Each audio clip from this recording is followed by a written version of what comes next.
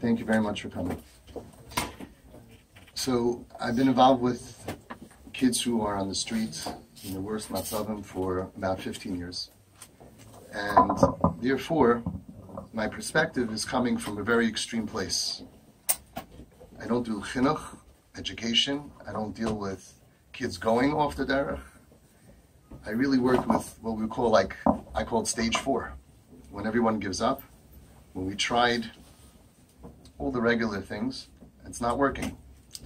When you're dealing with pikuach nefesh situations, not only do regular things often not work, they often make things worse. So I apologize in advance if what I say sounds extreme, and I hope that you'll forgive my passion. 15 years ago, when I jumped into this, somehow, it's a whole story why. I didn't have a son or a brother. Mamash Hashem sent me this idea, and no training. At that time, Klal Yisrael started having this off the derech thing. People started getting involved. And since then, it turned into mamish an epidemic, pandemic. Ein bayis, ein mishpacha, asher ein sham meis.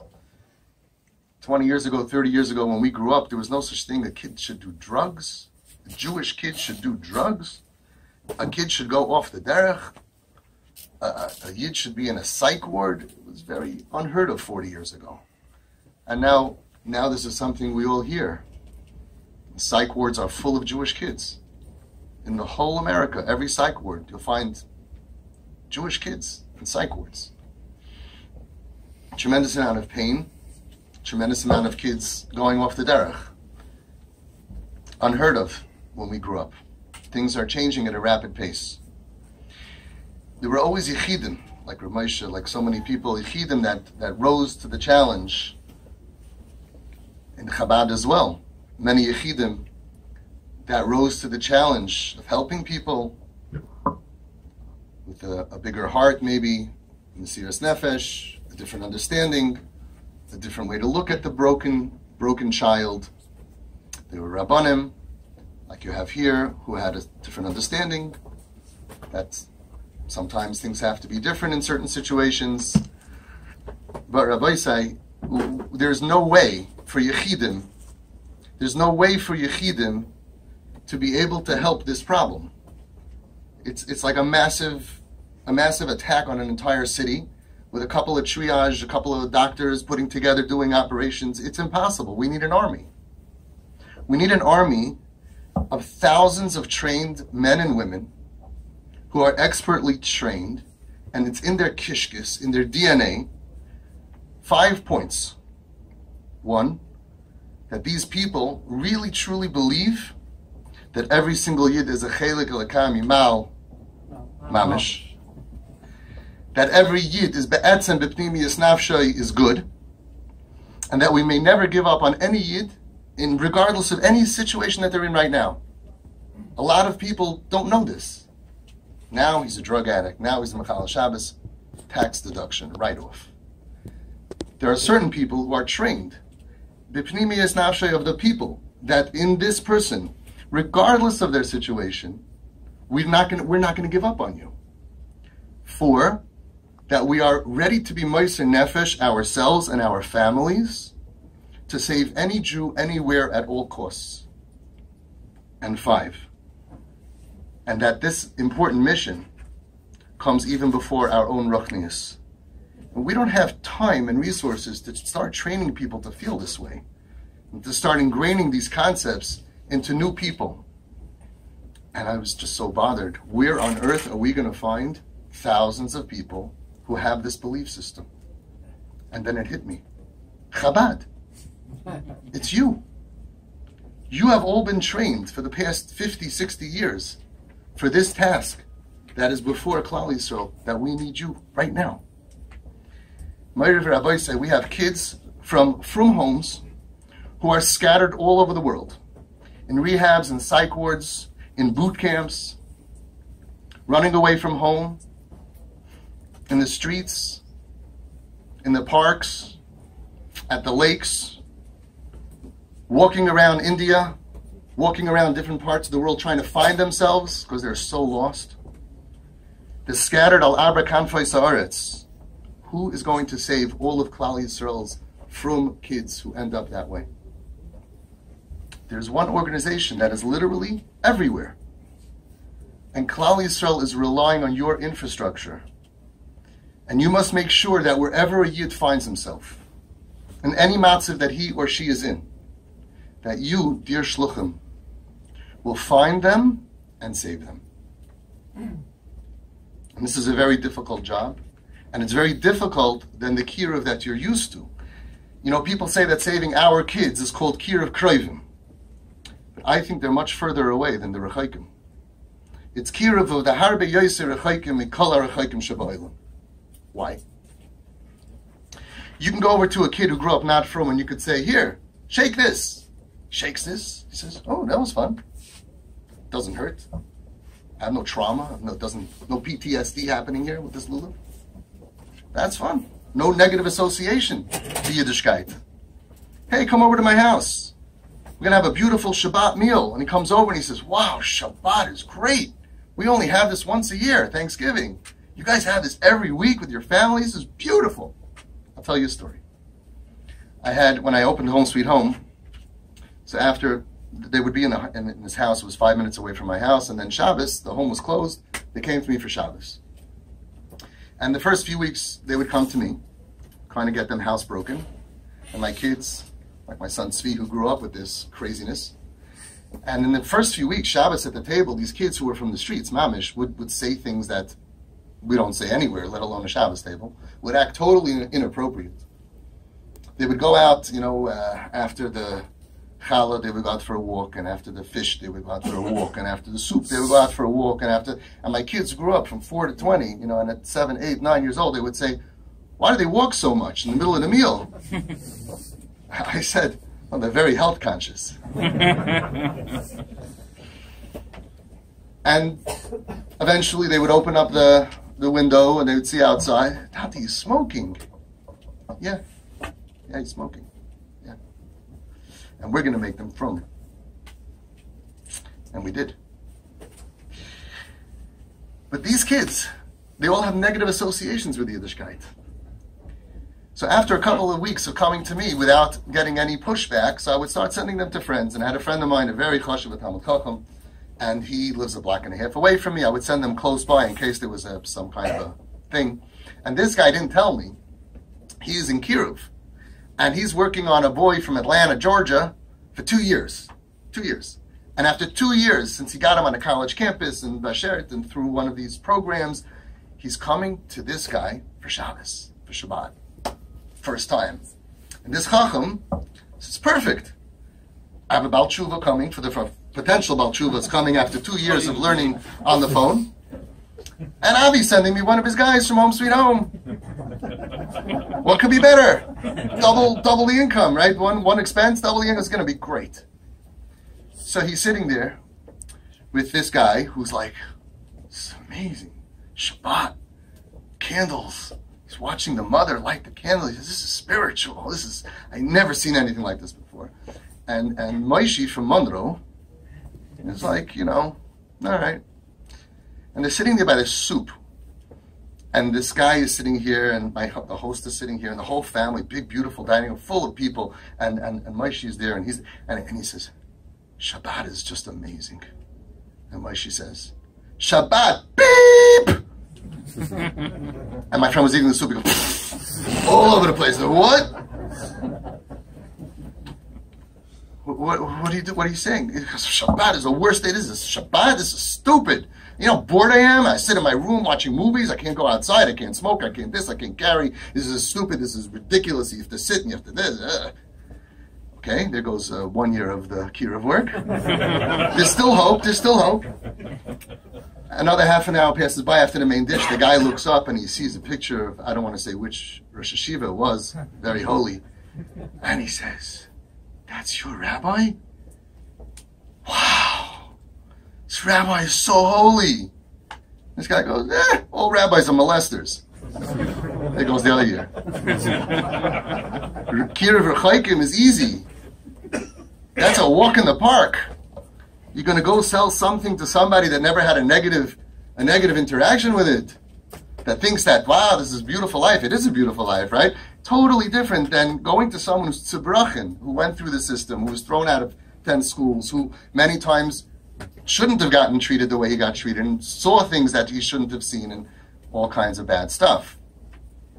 So I don't call this kir of krevim. I call this hatzalas nidachim. Hatzalas nidachim, we have to save those that are cast away. They're cast away from society, they're cast away from their families, and they feel, worst of all, cast away from Hashem. And as you all know very well, the Baal Shem Tov taught, essential part of Yiddishkeit is that it's the Ratzon Hashem lebal yidach mimenu nidach. That the yidach, the Baal nidach mimenu hu, the yidach. Lebal yidach mimenu nidach. I wanted to be ma'ir, it should say lebal nidach mimenu Yisrael. The Yehudi shouldn't be pushed away. Why do we call lebal yidach mimenu nidach? And the answer is that sometimes we can push away somebody a little bit. Healthy people are walking together. I was upstairs and the guy pushed me here and the guy pushed me here and the coffee goes this way and that's fine. But somebody who has broken arms, you can't even touch him. Lebal yidach mimenu nidach, the person who feels like a nidach, who feels already cast away, we have to be so careful. Lebal yidach mimenu, with one look in your eyes, you can push him away because he's so broken. And they're so sensitive and they feel so cast away.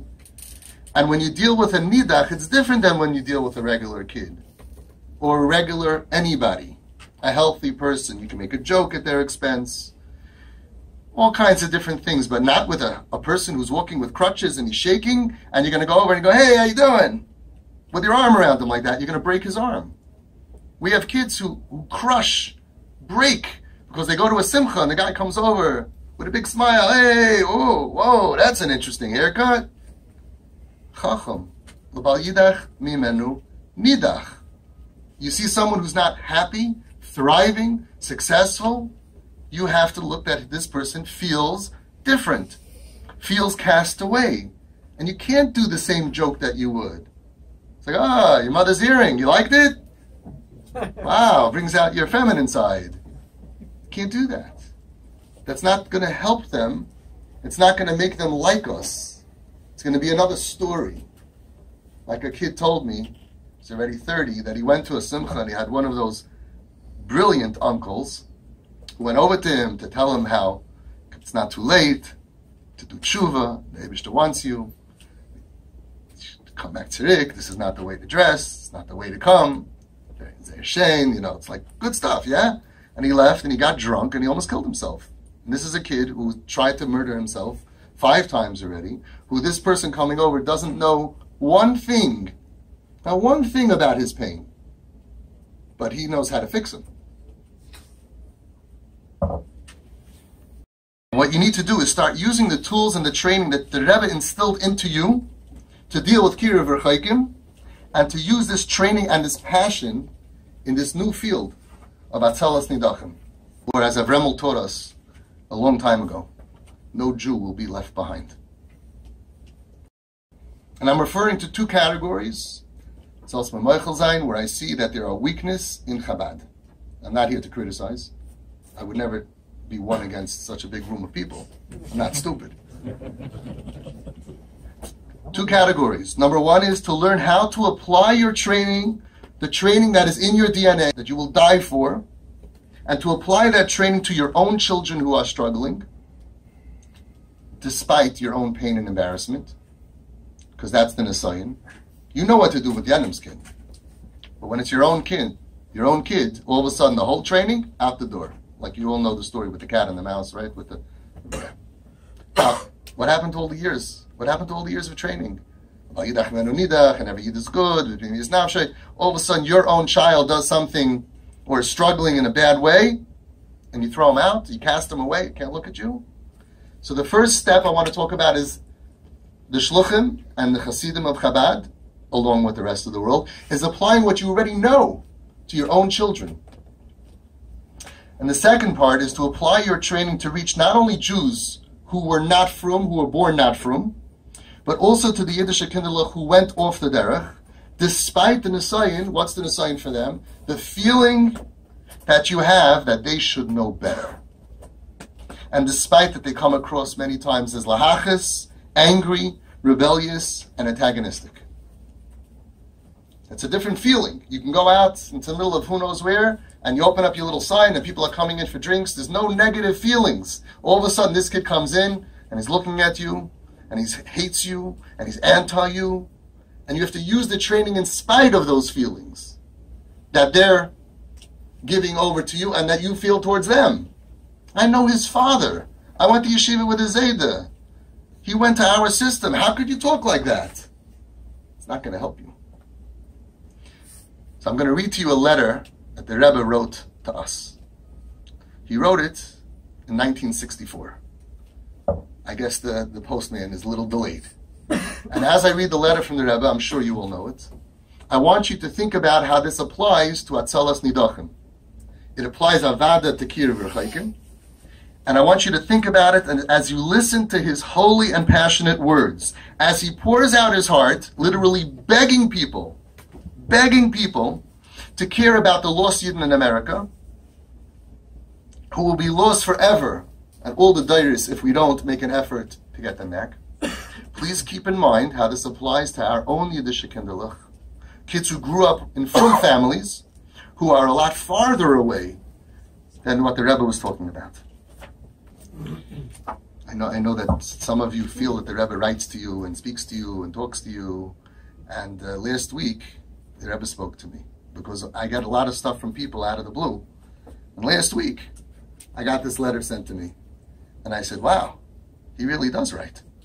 It's not a joke. I mamish feel like the Rebbe sent this letter because you need to hear this. The house is on fire and our children are inside. 1. I took out some parts that are not negeya, but I didn't change the words too much. There may be valid differences of opinion among men as to what activity or interest in the daily life should have a priority over others. But this may be justified only in normal circumstances. When an emergency arises, however, all theoretical differences must be put aside in order to deal with the emergency. To illustrate my point, it is one thing to debate what type of house, if it caught on fire, is worth saving, or by what method, or by whom. It is quite another thing when one is actually facing a burning house with people trapped therein, old ones, younger ones, and children. At such a time, there can be no differences of opinion as to the imperative need to fight the blaze and save the trapped ones. This is the duty of everyone who is nearby, even if he is not a trained firefighter, and even if those trapped inside the burning house are strangers. The obligation is immeasurably greater, of course, if those inside are one's own relatives, and especially if one has had experience and has been successful in fire extinguishing activity. Where a doubt exists as to what is good for an individual or a group or a nation, it is sometimes quite illuminating to consider what the enemy desires, especially if the enemy has shown persistent effort to attain his end, for then it would be clear that the opposite of what the enemy desires is good for that individual group or nation. That's the second point. You want to know what's good for us? Look at the enemy and do the opposite of what he wants, said the Rebbe. In our generation, we have seen with our very eyes what the arch enemy of our people, Hitler and his followers, Yimach Shema, desired, plotted, and unfortunately succeeded to a considerable degree in regard to our people. He made no secret of his fiendish plan. His avowed intention was to exterminate the Jewish people, and above all, to eradicate the Jewish spirit. Therefore, his first victims were Jewish books and synagogues, spiritual leaders and rabbis. There are several methods whereby our enemies hope to attain our annihilation, God forbid. To Hitler's twisted mind, the obvious method was simply to send Jewish men, women, and children to the gas chambers and the crematoria.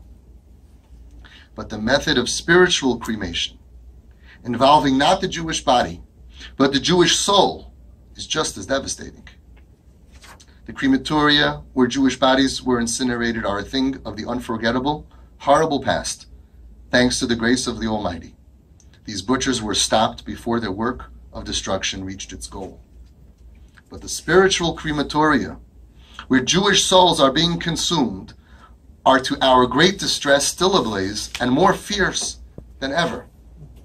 The house of Israel is on fire, may God have mercy, and the generation, as things stand now, is largely trapped. You are surely not aware of the dry statistics of intermarriage and assimilation in this country, and we will now add overdose and suicide. And the situation is similar in other countries. The subject is too painful to contemplate, and much more so to write about at length. In a sense, the danger of spiritual crematoria is graver than that of physical genocide, for the heinousness of the latter, physical genocide, can be understood without too much philosophical inquiry. Nobody debates that. While for the spiritual extermination, there are certain groups which do not recognize this as a calamity, and certain groups even champion it in the name of freedom, equality, integration, and other misconceived ideals. In light of the above preface, let us, you and I, consider our position. Surely in the face of the situation as it exists now, and is deteriorating, all debates and philosophical speculation must be set aside. The existing emergency demands immediate action to save Jewish souls. This is the primary obligation of each and every one of us who desires to counteract the Hitler objective. This obligation is particularly imperative in regard to one's immediate environment where one has been raised. Listen carefully. Surely the daily newspapers cannot delude one into thinking that all is well and normal. The reports on juvenile delinquency and crime, the promiscuity among college students, the rising tide of intermarriage and assimilation, etc., surely must be a constant challenge to the decent and right-thinking young man, and should sting him into doing something practical, rather than engaging in some abstract topics or in some research, which is, as we all will agree, could at any rate wait for a while, whereas the boy or girl in the college cannot be left to wait, and unless helped and guided immediately might soon be swept away and irretrievably lost, God forbid, by the tide of intermarriage and assimilation. I want to update that last paragraph to focus on how these holy words are so prevalent to my message to you today. Let's rewind. Surely the daily newspapers cannot delude you into thinking that all is well and normal. The reports on our Kinderlich, who grew up in frum ehrliche homes, who have fallen to a state of juvenile delinquency and crime, the promiscuity of our ex-yeshiva students and Beis Yaakov Meidlach, even students who were taught in this building,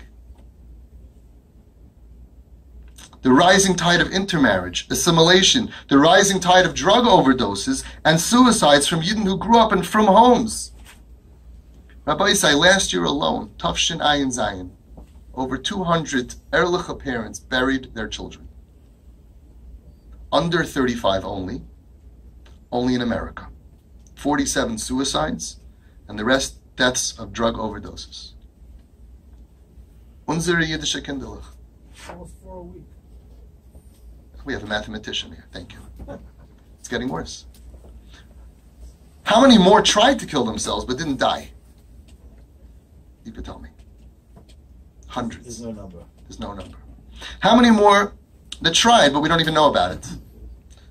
A boy told me that one night his pain was so great that he took all of his pills, all of his medication, he drank all of it, and he lied down in his bed. Goodbye, world. By some miracle, he woke up the next morning at 7 o'clock in the morning. He got up, said, felt pretty good. So I took a shower and went to work. How many people want to die in our generation that end up not so lucky like this guy? And he himself ended up in the psych ward 5 times, where he wasn't so lucky for some reason. We don't know why those pills didn't take. How many don't want to die, but are so far away from this chiyus of life and enjoying life? In the last week, I deal with parents who have problem with kids. And in the last week, 3 people reached out to me with email and WhatsApp. Nothing to do with my business. Dear Avi, I don't want to tell you who I am, but I'm married, and I have X amount of kids, and I'm 35 or 40 or 42 or 32, 3 people. 2 of them, if I told you who their grandfathers were, you would jump from your seats. GEDOLIM, 2 of them, but within 3 days. And they're married, and they're from, everything, right? I want to kill myself. I want to die. I have overwhelming feelings of I need to kill myself. Overwhelming. And I'm not going to go into the pratim of each one, but one of them I spoke to for a few hours on the phone from 2 a.m. till 4 a.m. through WhatsApp, through voice notes. And the other one was a guy who reached out to me. He said, you're the only person that could save me. I must speak to you. What am I going to say? No. So a guy comes, he's sitting in my office Friday afternoon from 1 till about 3. His grandfather is, it's not even, and he has 15 years of OCD and anxiety and going from therapist to therapist. And he's from the lucky ones who are married, stable home. And he just wants to die. And he's suffering and suffering and suffering and suffering. How much pain and suffering? The Rebbe continues, surely this must be a constant challenge to the decent and right-thinking young man and should sting him into doing something practical rather than engaging in some abstract topics or in some research, which, as we all agree, could at any rate wait for a while, whereas the boy or girl on the street, in the parks, in the rehabs, and in the psych wards cannot be left to wait, and unless helped and guided immediately, might be soon swept away and irretrievably lost, God forbid, by the tide of death and destruction. Says the Rebbe, point 3. Chabad exemplifies the right approach, and this will answer one of your questions, namely, what does Chabad aim at? One of the basic tenets of Chabad is Ahavas Hashem, that Ahavas Hashem, namely unity with God, who is not only the creator of mankind, but also the creator of the universe, is synonymous with Ahavas Yisrael. And the Ahavas Yisrael is not necessarily expressed in an attempt to save the whole Jewish people, but in helping even a single individual. Remember, he who saves one soul is deemed to have saved a whole world, our sages declared. Indeed, the founder of Chabad himself showed an example of it. When a poor woman gave birth at the far end of town, Reb Shneir Zalman, we are told, took off his talis and tefillin and went to her dingy hut to light the fire and prepare some food for her. The Alter Rebbe saw no contradiction in interrupting his prayer to God, parenthetically, and be it remembered that the prayer, even of an ordinary Jew, if it is sincere and wholehearted, achieves unity with the Creator of all, in order to help a woman in need. On the contrary, such help is the best expression of being attached to God. The Rebbe continues, how can you, and I say this with all due respect to you, and dear Shluchim, I say this with all due respect and admiration to all of you, how can you sit idly by, surrounded by thousands upon thousands of fellow Jews who are starving for guidance and direction towards the right path in life, the path of Torah, Torah's Chaim? Can you turn a deaf ear towards the cries of Jewish children who, if denied immediate help, may be consigned to a spiritual crematorium, Rahman al-Itzlan, God forbid? Surely you should wish to dedicate all your energies and capacities to this life-saving work. It is my prayerful hope, says the Rebbe, that from now on at least you will open your eyes and heart to what I have said and written to you, that you will, without further procrastination, fully utilize the gifts and capacities which divine providence has bestowed upon you. He must have been writing to somebody like you, with talent, who he believed in helping to guide Jewish children and adolescents towards the path of Torah and mitzvahs, to help save them from the clutches of complete assimilation, and we can add physical, psychiatric, emotional, and spiritual death, Rahman al-Itzlan. Ad kan divrei Rabbeinu. Chabad Shluchim. This is why I stand before you today. You are the hope of Klal Yisrael. The eyes of all of Klal Yisrael are on you. I would have thought in all the communities there would be kids who are thrown out of home, kids who are rejected because they don't fit in, but that everybody would know, not the kids of Chabad.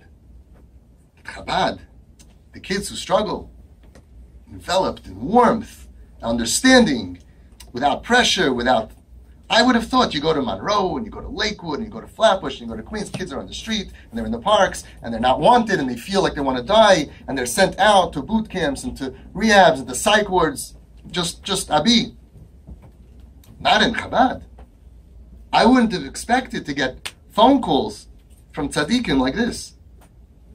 This family's throwing out their kid, and this family's throwing out their kid, and they don't understand the kid, and they're telling the kid that I don't care what you've been through, you have to conform to the house, otherwise harois.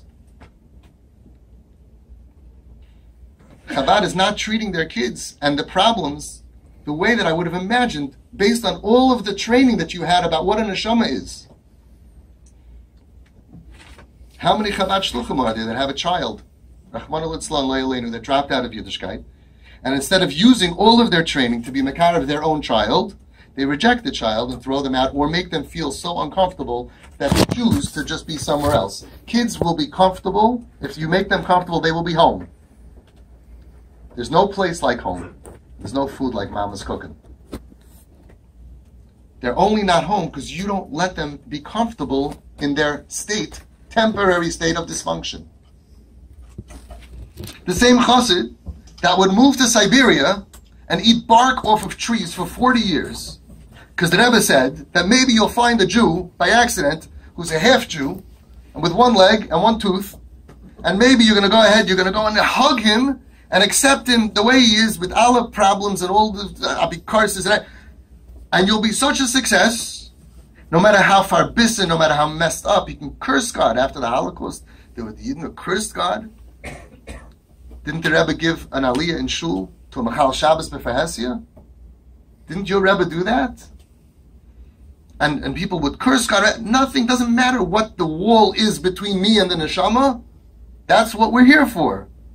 And they would use incredible tools of patience and love, and that same Chabatzker, the same training, with the same training from your Rebbe, will allow this neshama to leave the shelter of his home. Pilei Playim. You do anything to run after a neshama, and he's in your house, the account is in your house, right? And you let him leave? To where? To what? So 5 years later, some other Chabatzker is going to find him in India and say, wow, I just did great kirov. This kid, I went to yeshiva with his father. And he's going to look at him with such love. 5 years later, eating treif, and the guy's not going to have any problem. He's not going to reject him because that's his training. Maybe he'll find the right guy. He's in your house now. Why are you sending him out? That maybe somebody will find him. And of course we understand why you black out. It's the pain. The pain of the parents that causes you to make this mistake. But it's still a mistake. And the parents who are getting hit with this terrible nisayon need to remain steadfast and strong in the face of such terrible pain, frustration, and embarrassment. And these parents need to make a hachlata. That's what you guys call it, right? We will not lose any neshama under any circumstances. We will not let a Jew slip out of our grasp. We will never follow advice that results in the fact that our children will end up feeling rejected. And we will follow with Mesiras Nefesh all of the teachings that the Rebbe taught us, even in the face of such a great nisayon. Where do you go for help? To a therapist. Where does the therapist get the training from?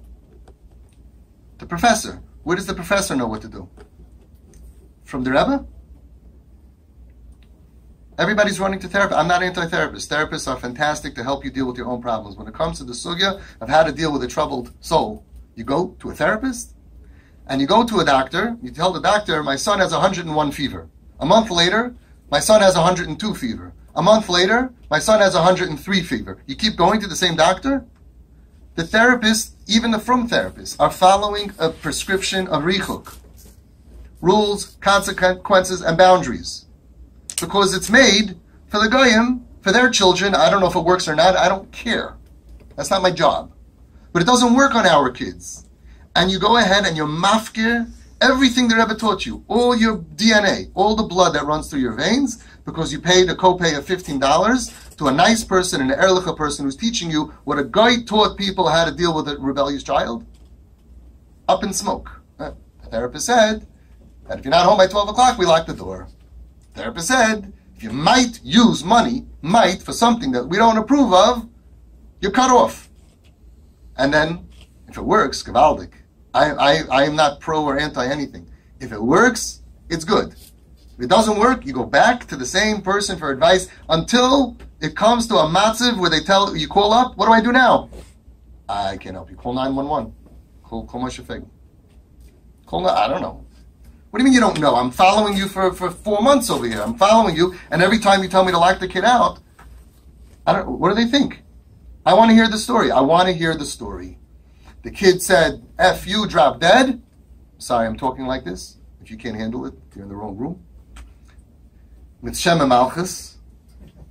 F you, drop dead. And you say, yeah? You're not going to talk to me like this? Get out. And you know what happened? The next day, he knocked on the door. I'm sorry. I'm better now. And he got better. I want to meet the case. I want to meet the success of the method. I want to see what happened. I want to meet that kid. You ever meet that kid? Anybody here ever meet that kid? The kids who want to die? People did that? Oh, you want to try it. I don't mind. But don't do it forever. I want to meet the kid. If you're not home by 12 o'clock, we lock the door. Lock the door. It's freezing outside. They're outside on a park bench. The next day they come in. Please let me back in. I'm so cold. And from then on, they're a good boy. I want to meet the kid. I want to meet the kid who told me, from the millions of drug addicts since Brias Ha'olam, I want to meet the kid who says like this. I got thrown out of yeshiva, and so I went on the street and I got some drugs, right? So I took money from my parents and I was buying drugs. And then I got more money from my parents. I got more drugs. And then I was doing so much drugs. And then my parents went to somebody for help, and they gave amazing advice to them. And they said, we're not giving you any more money. So I had no more money, so I stopped doing drugs. And I'm clean now, 6 days and 12 hours and 42 years, because otherwise, they would, and all my friends, they're still doing drugs, so their parents enable them. The parents give them money, of course they're going to do drugs. Me, I stopped cocaine. I didn't do drugs anymore because I had no money. I want to meet the kid, who I go to him in the park on a Friday night while he's having a cigarette. And I say, where's your iPhone? Where's your cell phone? And he says, Chodnisht. Why not? Because my parents don't give me money. Go outside. They are so enabled. They have their drugs, their money, their phones, their everything that they need. If you don't give it to them, you're getting it from somebody else. But what do you lose?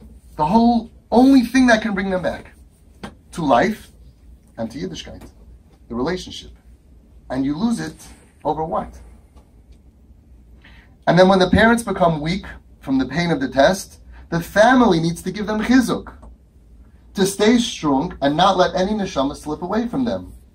So how come we have families in Chabad who tell me that they're being pressured by their parents and by their brothers and sisters and all other people around them to throw their kids out on the street if they don't conform? The parents have a lot of pain, personal pain from the pressure and embarrassment. What's your excuse, uncle, son-in-law, to tell somebody, lose your child? Where's your nisayon? Doesn't that go against the very basics that your Rebbe taught you? How come many of the extended families have abandoned these kids after they were thrown out? Why aren't you chasing them down? Okay, he's in Idaho, he's in whatever. You're an uncle, you're a cousin, you grew up, you're a friend, you were in the same class. Why do you let them go? Let's say the parents had to, or they made a mistake. Why do you abandon them? What are you thinking? You have his number, it's your achrayus. I can't call him, I don't know his number. He's in your Rolodex, in your contact list. You let him go? Slip away? Dead to the world? What's going on? Imagine if every single person that this kid knows, big families and principals of the schools and the other kids in the class, he knows 200 of you. Imagine if everybody would continue calling the kid, regardless if you could help or not. I care about you. What's doing? Are you hungry? What's happening? How could anybody from Chabad, with all your training and your DNA, ever reject a Yiddish child? How could a Chabadsker ever give up on a Yiddish kind? I can't figure it out. One of my first Chabad families came to me 8 years ago for help. Their daughter, Nebuch Leilenu, was off the derech, and she didn't agree to dress tzniustik in the house. And they told her, if you can't conform to the rules of tznius, the rules of the house, you can't live here anymore. So she moved out. She ended up living with a guy. Who gave them this insane concept that if you can't be good right now, today, and you can't conform to our standards, which usually comes because of pain, they usually have good reasons, that we will push you away, even if they have bad reasons, I don't care. Right now, you can't conform, arais. Who gave them this insane idea? That we will push you out of our home, even though we know that it will only cause you to get worse. Why are we doing things that make them worse? Abi, we have to do something. Somebody told me, are you going to do nothing? Do you know how hard it is to do nothing? Do you know how much you're doing when you do nothing if the other choice is to do kares? You know how much it takes of growth of parents to do nothing? And that's not what we do, but halavai, just do nothing. Yeah, do nothing. You're doing nothing? No, I'm not doing kares. I'm not throwing away. I'm not losing a child. I'm not giving up on a Yiddish kind. Is that called nothing? I'm keeping a kesher with someone. So when they're healthier, I'll be able to go visit them, and I'll be able to one day have a kesher with them, keep them alive. It's nothing. When the other choice is kares, you choose kares because it's called doing something. Okay. So the irony was, for this family who threw out their daughter, was that they're into kiruv, right? So they have every Shabbos between 8 and 16 girls at their Shabbos table who dress a lot worse than their daughter was. But that's kiruv. So that we have to do. And their daughter, they threw out of the house. And yes, there's that taina that we have. Well, she should know better. But it doesn't change the fact that there's a way that you can win her back, and there's a way that you can't win her back, as you all know. Yesterday, the Rebbe said, in Dvar Malchus, told us Tavshin Ayin Ches, Madua Rotza Yitzchak Levarich Es Esav Benoi, Him Lo Yada As Reshusei HaGdoila. Mamash yesterday. Why? He was talking about their own son, right? Why did Yitzchak want to bench his son Esav? He didn't know how bad he was. Avoidas Yitzchak Hoysel Agalis, Shegam B'mokoim Shenira Reik Mikdushase Shel HaKadosh Baruch Hu, Hine Al Yedei Chafira Ba'omek. I skipped out the middle, but you understand it. Megalim Gam Shom Netzoytze HaKdusha. V'al Pi Zeh Yuvan, Zeh Sheberech As Esav. We can understand why he wanted to bench Esav. Mishum, Shekavanasei Hoysel Agalis, Shegam Eitzel Esav B'noi. Shebechitzoyni Yis Nira Sheroche Kula Gamri Mi Avodas Hashem. Hine Al Yedei Chafira V'Avoda Kosha. Yicholim Legaloi Shebipnimi Yis Nafshai. Harihu Kosher La'Avodas Habayre. Umizeh Hoyrol Eilenu, and this is teaching us. She'im Gam Eitzel Esav Harasha. Even by Esav Harasha, Osak Yitzchak Legalois as Pnimius Nafshai Ulekashroi La'Avodas Hashem. Hari Advarim Kal V'choymesh Etzichim La'Avoid Gam Im Elu Hanirim Kirachoikim Mitoyre V'Avodas Hashem Ulegalois as Pnimius Nafsham Sheyeshuvu L'Derech Avoseinu.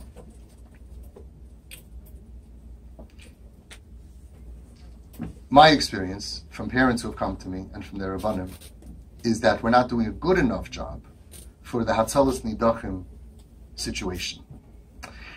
We have a lot of sayings. You can't enable is a saying. What about my other kids? We'll answer it, but it's a concept.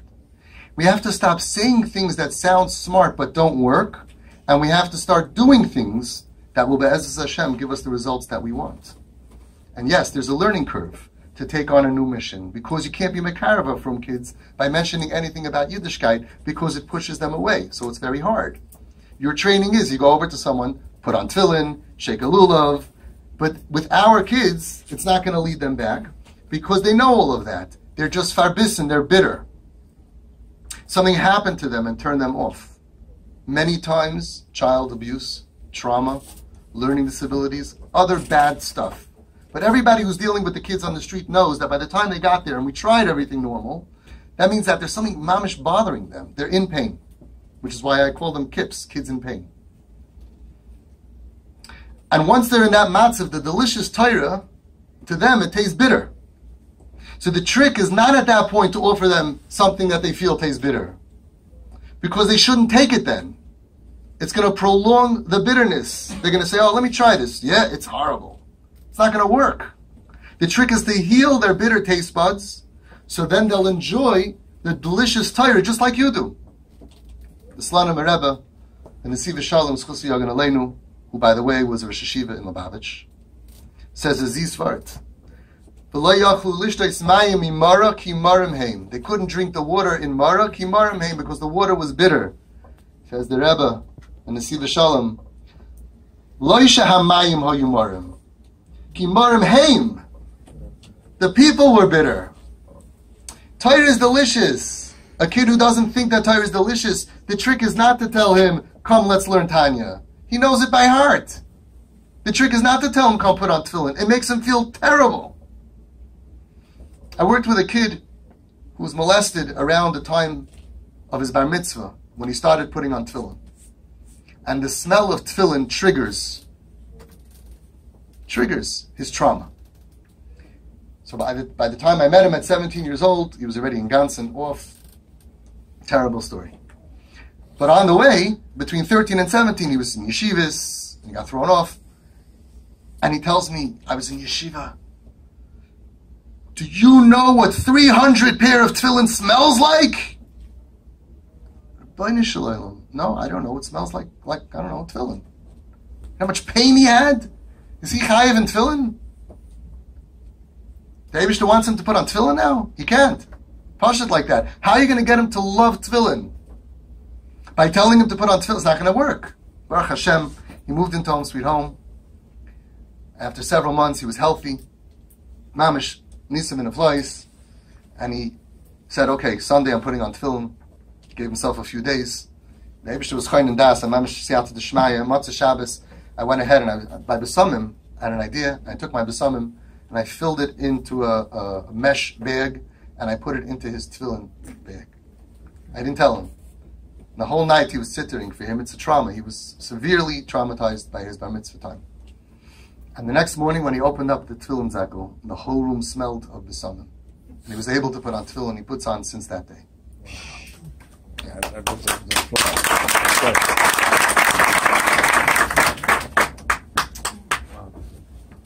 One year later to the day, he went back to the yeshiva that he was thrown out of 2 years before, and we made a graduation 1 year to the day, and he went back to sit and learn yeshiva. The yeshiva said that he's out of yeshiva ready for a couple of years, so I said, good, so you'll sit him next to you, and he did, and he had a seat next to the yeshiva. And there was no kiruv. I didn't have shachris, mincha, maariv, there was no davening, there was nothing Yiddish in Home Sweet Home. It was about, I like you, I believe in you, I trust you, you can't do it, I get it. No pressure, not pushing. When they're healthy, they'll do it. When they're not healthy, and you ask them to do something, you're just prolonging the farbison of brokenness. And you're making more empowered. There goes another year that he's not going to come to a Shabbos meal, because you told him it's super important to wear this. Stop telling people what to do. That's not what we do. A guy who grew up Reform, and you tell him, can you put this by the Shabbos table? It doesn't hurt him. He's like, oh yeah, sure, why not? But it hurts him. He knows what a yarmulke is. Don't ask him, why don't you? How about you? Maybe you should. It doesn't work. And it makes them further away. They need to know that you love them, that you accept them the way that they are, that you trust them, and that you believe that they're not bad. If you see somebody doing something terrible, and you know that this person is good, then you right away trust them. I know that there's a reason why this is happening. I don't know why. I don't need to know why. I trust you. And therefore, if they're not bad, and they're doing something bad, it must be that they have a reason. You understand that you don't need to understand. You don't need to become a genius. We must never look down at them. We have to be mechabed them and deal with them with honor, with respect. We have to stop asking narasha questions. How come they need to do this? Why are they doing this? What does this haircut do for you? Why did you have to get a tattoo? What does it mean? Why are you dressing so strange? You feel good when you shave half your head. Making your hair blue makes you feel better. We have to stop asking narasha questions and just use your tools that you know work so well. By the way, these examples that I'm giving you all happened in here, in your place. Not everybody, but these are true stories. And you know that even the angriest, most bitter atheist can be won over with your warmkeit and love. Chabad is not about armchair philosophy. Chabad is about taking action. Chabad is not about wondering why something is broken. Chabad is about fixing it. In the time that some people spend 5 years having a vikuach, well, maybe we should do this, maybe we could have already been mekarev thousands of kids, of these lost souls back to Hashem. We have to stop thinking and start doing, and we have to close our minds and open our hearts. As the Rebbe said, to be kind is more important than to be right. Many times, the Rebbe said, what people need is not a brilliant mind that speaks, but a special heart that listens. And what did the Rebbe teach you? What's the first way to reach out to somebody? Is by doing a toiva to him. The Gashmis. And usually right away, you start the Ruchnis, but they're so broken, you can't go right away. Stick with that.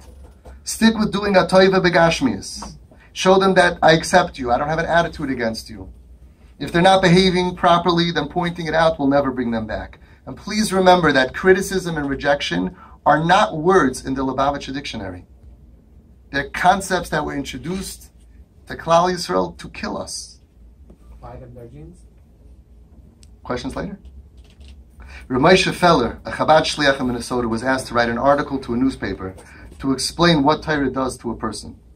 And he wrote, when a person faints and loses his conscience, they say that you need to come close to his ear and scream his name in order for him to help. In the same way, when a person is far away from Yiddishkeit, you need to scream his name and tell him, you are a Jew. Rabbi Feller sent the article to the Rebbe in order to get his opinion, correction, and proofs. The Rebbe read it and corrected just one word. He underlined yell, and he wrote above it, whisper. Don't yell at the person. Whisper. How do you wake up a person from religious fainting? How do you approach somebody who is disconnected? Don't scream at him and tell him you are wrong. Don't roar your opinions, but whisper, because you entered a delicate place, his neshama, his soul. Don't be brutal in your approach, but do it with love, with caring, and peacefully. Again and again, the Rebbe taught you in every sikh and every mimer you open up, wherever you open up, that the only way to help save our youth is only through acceptance, positivity, varmkeit, and kiruv levavos. And the Rebbe specifically taught us that if you treat someone negatively and you use the Torah as an excuse, there is always the doubt that perhaps you made a mistake in your assessment of the situation, or that personal factors were involved, especially when we're dealing with a family member. You could be motivated by shame, by pain, by gaiva, if it was a Talmud of yours or someone in your yeshiva. But the Rebbe said, whereas if you do a favor for a fellow Jew, it's off your shoulders and you have nothing to worry about. You certainly performed an act of Ahavas Yisrael, brotherly love, and you fulfilled the commandment of Ahavta l'reacha kamoicha, which is also a vehicle to attain Ahavas Hashem. What is Ahavas Yisrael? Does it really mean to love every single Yid? Are we supposed to love even a Jew who sins? Can love itself without musar, rules, consequences, and boundaries influence a sinner to change his ways? If we show them love without asking them to change, without fathering for them that they must change and they must conform, won't they just feel comfortable the way they are and never change? These are the questions that the Rebbe asked the Frierdiker Rebbe. And he said, I am nice to everyone who comes to the Merkaz, even those that are lacking in proper level of Yiddishkeit. And perhaps if I show them acceptance, said the Rebbe, they will think that they're okay the way they are, and they'll never change. So many people say, what do you mean? You're just going to show them they're okay? You're going to buy them their jeans? You're going to buy into them? You're going to show them we accept you? As if you're okay? Why would they ever change? If we make them comfortable, why are they ever going to become better? It's a good question. That was the Rebbe's question. And the Frierdiker Rebbe told him, he said that when a child is born, the parents, their hearts have 100% love for this child. Bursting with love. So what happens when another child is born? The Eibishter gives them more love. They have 100% love for another child. And then another child, and then another child. The Eibishter gives you a full love for every single kid that you get. So what happens if a child is sick? Suddenly the Eibishter gives you more love. There's more love that parents have, created by Hashem, that's inserted into a parent when their child is sick. Child has a broken leg, child has a machla. The love and the dedication of the parents, it's unbelievable. You thought, they can't love anymore. Oh yes, they can. Said the Frierdiker Rebbe, when you see a Yid who doesn't put on tefillin, you should look at him like his hand is broken. If he doesn't go to shul, he doesn't daven properly, you should look at him like his legs are broken. The worse that a Yid behaves, the more love and compassion You need to shower on him. What would the Rebbe say today? Look at these kids. Look what's happening around us. No, where did the Frierdiker Rebbe get this hadracha from? From the Alter Rebbe. It says in Tanya Perek Lamed Beis, I don't have to teach you. We could say it together. Havei mitalmid, I skipped a little bit. Havei mitalmid shel Aaron, oyev sholem, roidish, oyes habriyos, umekarvan l'tayr, loymar, she'afar achoyki mitayr Hashem avaydasai, v'lechein nikraim b'shem. Thank you. Tzarech l'mashcham. Rules, consequences, and guidelines. If they don't conform, you can't. Oh no.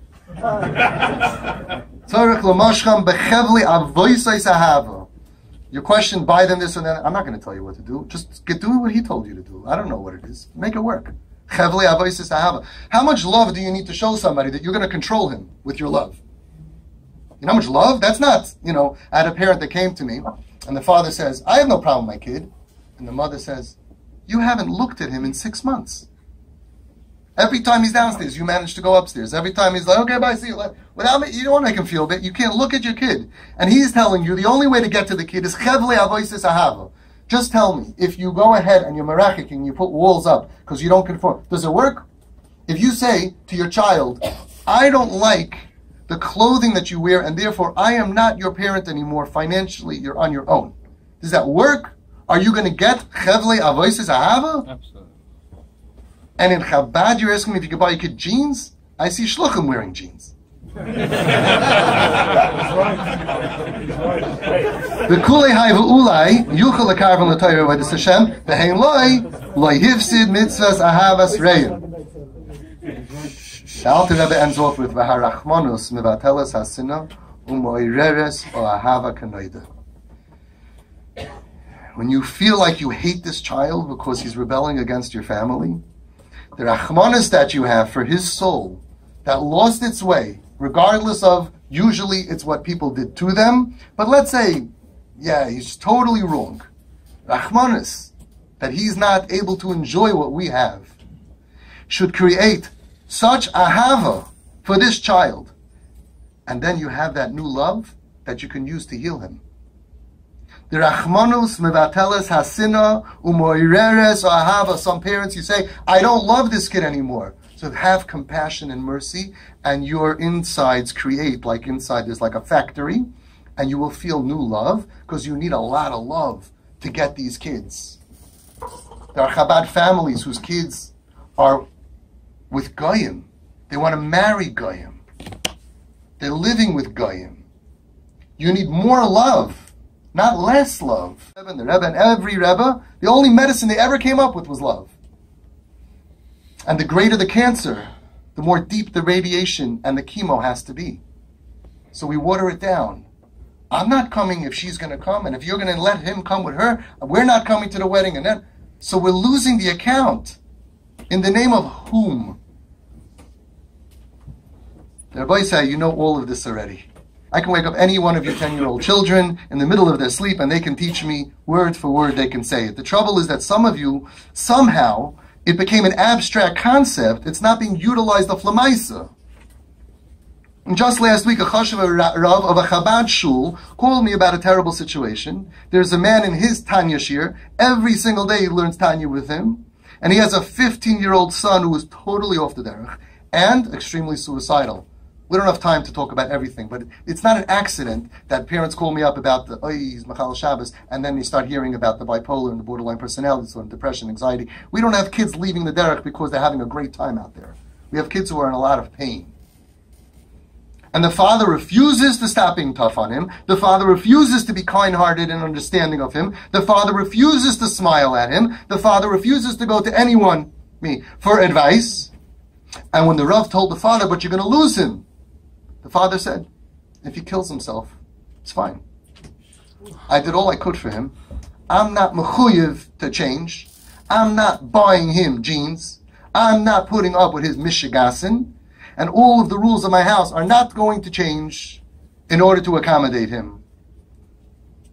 If he chooses to kill himself, he'll kill himself. I don't have a bad conscience. And then his marriage is falling apart because his wife breaks down and cries. How could you talk like this? He says, how could you talk like that? You want to lose all the other kids? You want the whole family to go up?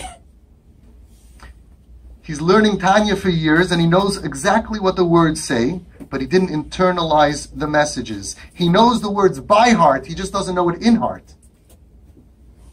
He doesn't understand that these are not just abstract concepts that you're learning. The messages of the Rebbes is a practical guide on how to deal with the broken neshamas. And this is why I'm here today.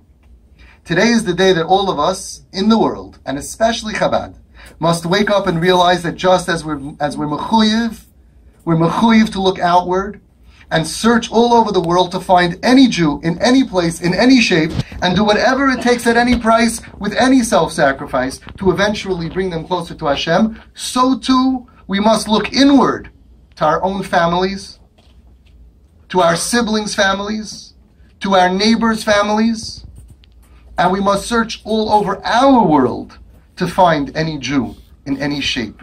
And we must do whatever it takes, at any price, with any sacrifice, to eventually bring them closer to Hashem.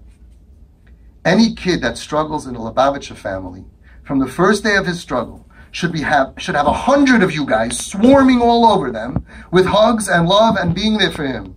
And we would never have all of this death and destruction. It would never happen. From the minute of struggle that you see that somebody is struggling, start to bake in the ahava. Start to realize the rachmanos. Start to have a network built around him. There have been too many deaths. I get the frantic phone calls from Shomrim and Hatzalah. I get those calls. How many of Chabad kids are in rehabs and in psych wards? And you may think, well, there are crazy people in the world. I have 300 families who have come to me in the worst situations. Be'ezus Hashem, b'li ayin hara, since parents stepped into me, not one parent ever put their kid in a psych ward. 2 or 3 years later, we don't have one parent with a kid taking heavy medication. All the diagnosis is gone. You can check it out. I'm not lying to you. Well, where's all the mental illness? Where's all the bipolar? How do you have kids? And I have professionals tell me it's impossible. 4 doctors give a diagnosis of bipolar, and 2.5 years later, all 4 of them are saying, we don't know what happened, but it's gone. Where's the depression, the anxiety? Where's all the suicidal? Where's all the cutters? We never believe on her. We never had one suicide. And we don't have ever that any parent that came to me ever called Shomrim. You ever get a call from one of my guys? Shomrim? Hatzalah? My friend opened up Shomrim in Flatbush. They have a domestic violence unit of 20 chevra, just for Flatbush. And what are they dealing with most of the time? Domestic violence between parents and rebellious children. I asked him, you ever get a call from a TP parent? Never. Never a kid? Shomrim, Hatzalah, psych ward? Never. Never? Never. 95% of these kids on drugs go clean without any rehab. No rehab. There's a small percentage that are mamish, they need it, and I push them there, and we support that. I'm not against rehab, and I'm not against therapy. Whatever the kid needs. But I tell them, yeah, send them to the psychiatrist. But you'll see the medication just goes down, down, down, down. 2 or 3 years later, sorry, wrong diagnosis. We got the wrong kid. Coincidence? I just happened to get the 300 plus families that didn't have real diagnosis? Really? By the way, the best psychiatrists, not Stam, we had the best psychiatrists who diagnosed our kids from our group. We have 300 families. It's everybody. Any kid that struggles in Lubavitch should right away feel this extra love that the Rebbe was talking about. I beg of you, Chabad Shluchim, as the leaders of Klal Yisrael in the field of Kiruv Rechaikim, please become the leaders of Klal Yisrael in the field of Hatzalas Nidachim. And let everybody in Klal Yisrael look at you and learn from you. Let us all agree that today, Rosh Chodesh Kislev Tavshin Ayin Ches, that we officially declare Crown Heights as a rejection-free zone. And that every Chabad house in the world will officially become an Arei Miklat. That every Yiddish kind from any kreisen, from any family in the world, will always know, if you are struggling, if you are in pain, if you feel like dying, if you feel like giving up, if you're on the bottom of the world, the Gashmis, B'nafshiyus or b'rachnius. You are welcome in every Lubavitcher home. And you are welcome in every Chabad house, anywhere in the world, regardless of what you dress up like, what you look like, how you act, how you behave. And you will receive not only a warm meal, but a warm hug. And let us stand together and declare in one voice, dear beloved children of Klal Yisrael, from Borough Park to Lakewood, from Queens to Long Island, from Chicago to LA, and from Bells to Young Israel. Even if chas v'shalom you are rejected by your families, like the thousands of kids roaming the streets, crazy. It's like in the ghettos, like in the Holocaust. We have thousands of kids that are not comfortable being at home. Even if you're rejected by your family, you will always be warmly accepted by our family, because all of you are truly one of us. Why is this? You know why? Because we firmly believe 5 things. That every single Yid is a chelik elokei mimal. Very schwach. I could speak to Litvaks for that response. That every Yid is essentially good b'pnimiyus nafshay. That we may never give up on a Jew regardless of their current situation. That we must be moiser nefesh ourselves and our families to save any Jew anywhere in the world at all costs. And that this important mission comes even before our own ruchnius. And this comes from a Zohar HaKadosh in Parshas Truma. The one who is righteous must chase after the sinner. It's a chiyuv. Be willing to pay a high price, time, money, effort, in order to acquire him, to win him over, to bring him back. To cause him to purify himself from his spiritual filth. To subdue the evil powers of Satan.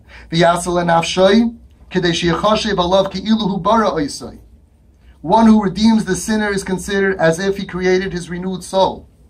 I'm one person. Between Home Sweet Home and TP, I have 100 kids today, besides being alive, besides being home, besides being functional, besides being normal, who are shoyim Torah mitzvahs. 100. Wow. Each one of you can do that. I have nothing compared to you guys. This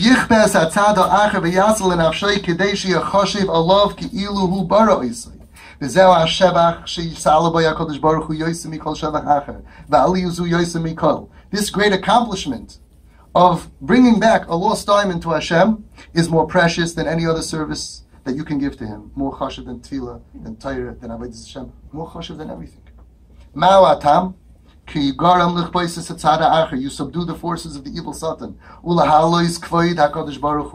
And I think it's even more for the one who grew up here and ended up on the other side. Because they're already cashing in, that kid. And when you could take that away, when you could take back that kid and bring him home, it's even more chashuv.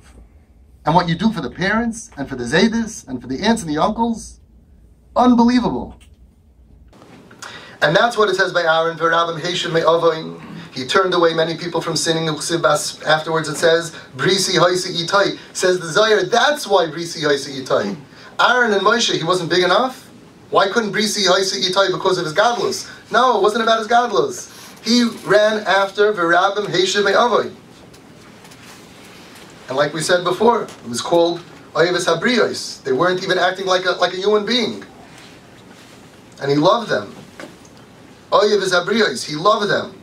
I speak to people like Ramosha, people on the street. We love these kids. They're lovable.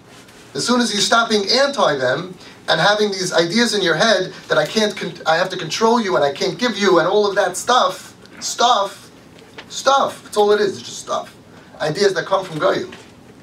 Comes from the Goyim. As soon as you get rid of that, you'll see how lovable, how sweet they are. Absolutely. Absolutely. Isn't it a coincidence? I go places, they say, you think every kid is good. So no, everybody on the street does. Everybody on the street loves these kids. And all the people who hate these kids, hate. Maybe they don't hate them. They certainly don't love them. They don't understand them. They're willing to lose them. They're willing to lose. You know what a guy said? So Alam ol gevena eruv rav. Yeah? Wow. There was always an Erev Rav. Listen, Klal Yisrael is doing very well. 10%. What? Willing to do kares? A friend of mine went to a place, I don't want to say where, and he met with one of the Choshev Askanim of the neighborhood, Choshev Askin, and he went there about whatever, and he's outside speaking to the guy, and my friend, who was a Rosh Hashiva, Chassidish, Tzaddik, and he's talking to this guy who's a Choshev Askin, and rollerblading by is three of our unser kips, kids in pain, with, you know, rollerblading with all that they look like, right? What they look like. And this guy tells my friend, we got to get the garbage out of this town. We got to get the garbage out of this town. The Yiddish and the Shema, garbage out of this town. My friend put his arm around him and said, Rabbi, I have 2 such garbages in my house. He started off with the wrong guy. Oy, I'm so sorry, I didn't mean it. He says, no. Put his arm around him, let's talk about it. Garbage? How does people in Klal Yisrael so holy that you can say that a Yiddish kind is garbage, and the people on the street who are picking up garbage, and we look at them, we see they're diamonds. What happened over here? It's not a coincidence that every guy on the street sees their beauty, because if you can look past the activity, yeah, if you go over to the kid smoking on Shabbos and you say, he'll bite your head off. But if you can go over and you can give him a hug and you can see past the external behavior, you're going to see a diamond, a sweet and usually very smart. We're losing our sweetest, smartest kids because of pain. It says the Zohar HaKadosh, Kol mi she'oiches b'yad harasha u'mishtadel b'ilaziv derech ra. Anybody who seeks out the sinners and leads them by the hand, u'mishtadel, just for hishtadel, you're trying to remove him from his evil path. Nobody else goes up to these 3 levels. He causes the power of Satan to become weakened. He causes Hashem's glory to be magnified. And he causes the entire universe to be sustained, upper and lower spheres, just by hishtadlus of trying. Haish has a cause of brisi hoise itay hachayim v'asholim v'zoichel iros banim lebanov v'zoichel to see nachas grandchildren v'zoichel ba'olam hazeh v'zoichel olam haba, and he goes on and on of all the brachas that you're going to go up to the 12th highest level with the Rebbes over there, and they're going to go and you're going to go to the elevator and you're going to press penthouse, and they say, what are you doing there? You're Pash the Yid. He said, no. They come, the angels come, and they say, he tried to return souls back to Hashem. Penthouse. We all know that the Beis HaMikdash was destroyed because of sinas chinam. And we all know that the only way to be Zoicha is by rectifying the chet of sinas chinam with Ahavas chinam. You really want to bring Mashiach, right? That's what we're all about. You really want to bring Mashiach? I'm going to tell you how to do it. This is how you bring Mashiach. Satmar family came to me. Extremely Chassidish family. Not even the sheitel, the hat on top of the sheitel. If you wear a sheitel, you're off the derech. It's a downgrade. It's confusing. Okay? They have a 15-year-old boy, extremely suicidal. He was the top kid in Satmar. Top kid. The top boy. All the years. And breakdown somehow, whatever, they don't know why. He's acting like a meshugana. 15 years old, happens all the time now. Going around the house in his underwear, cursing, F, drop that, kicking this little 2-year-old playing with something on the floor, goes over like Godzilla, kicks the kid, kicks the stuff, put cheese in the chillin'. Destroying a family of 8. You can't live like that. All the kids are suffering. Everybody's suffering. And they go from one therapist to another therapist, and they put more rules and more boundaries, busting through everything. I want to die. Take me to a bridge. I'm going to jump. I'm going to kill myself. And the father went over to him once and he said, Shefel, what can I do for you? What could you do for me? You can die. F you dropped it. You ever heard such a thing? He needs more patch. He needs more rules. So they went weiter and weiter with the therapist until they were told, throw him out, there's nothing you can do. Chazdei Hashem, they came to me. Some of you will hear things that I do that are extreme. You know why? Because the situation is extreme. Somebody went over to a very choshev Rav and said, you're backing that this family with a boy wants to marry a guy, and they go to Avi Fishoff. So you're pro-intermarriage? True story? Meshuggah. We're trying to get the boy to not need to do that. What's your idea? You have a better idea? You're going to cut him off? They're getting married tomorrow. Sofa bli ein hara, nebishes weiter helfen. Every single TP kid that got married from Kadas Moshe Yisrael. I go to the weddings. Not even on a beach. Chasanos. Cost the parents a lot of money. They're not so happy. Like all the other kids, Tferes Rivka, all the regular chasanos. Bli ein hara, every one. And people make up stories. A guy called me up, I'm so angry at you, tinus on me. I'm like, what did I do? He says, you were Masada Kedushin between a Yid and a Goy. I said, really? I didn't know, I don't even have a kapata. I don't do Siddur Kedushin. No? Never happened? Never happened. At least he didn't think I'm lying. You know, so he said, oh, I'll get back to you. Calls him back an hour later. You told a Rav to be Masada Kedushin a Yid and a Goy. I said, it never happened. For 2 years he's harboring bad thoughts until he had the koyach to come and call me to yell at me. It never happened. Why would I do that? Every family that comes to me needs to have a letter from a Rav saying that the matzav is pikuach nefesh and the Rav is paskening every step along the way. If a Rav says you're not allowed to do something, we don't do it. How could it be that we're doing something wrong? So this family came to me. It's pikuach nefesh, right? We're all Rabbanim here, right? Is it pikuach nefesh? Okay. We did crazy things. Crazy things, right? But what happened? We built a relationship. A few months go by. No medication, not suicidal, starts becoming pleasant. Another few months go by, another few months go by. I want to go to school, not going to a Jewish school, I'm going to public school. Parents say, okay. Took a test, the kid is brilliant off the charts. Went to a public school an hour away to the highest. And the father, who's a tzaddik, who's a busy guy in business, who tries to make a living, and his main hours are morning, drove Kemat every day to drop off the kid in public school, and or to pick them up from public school every single day, to hear about the day and to talk, to bond. How's it going to happen if you're not involved in their lives? They gave up everything, time, money, energy, unbelievable. Unbelievable. 3 years later, this kid does so well that a college in a different, I don't want to give away details, far away from home, a college saw how good, we're paying for you to come tuition free to our college campus, and they paid for the flight. And this Yiddish kid is all alone in the world, ripped away thousands of miles away from home, surrounded by Goyim, who are having a good time, who accept him exactly the way that he is. Who's there for him? Chabad. Shliach. Campus. Finds the guy. You could tell who the Jewish guy is. He's the one who looks really angry at you when he sees you with a beard. Pretty easy to find. Say hi. And people say hi. Not you. Hi. Hi. Not you. Hi. You. Starts talking to him. Maybe come for a meal. Not interested. Come for a meal. Not interested. Come. Okay, maybe a couple of weeks. Couple of months. And this Rosh Hashanah Yom Kippur, this boy was in shul. Why? Because of Chabad. 5 years of being estranged. If you go through the whole thing, 2 years before and then 3 years after, this kid wasn't in shul, and he was returned to his father in heaven because of you. You want to know how to bring Mashiach? In my Twisted Parenting group of about 70 parents, I knew that we're close to Mashiach. I felt the footsteps of Mashiach when I had a Satmar person with a heavy accent say, Beroiv Am, Burech Hashem Far Lubavitch. That's how you bring Mashiach.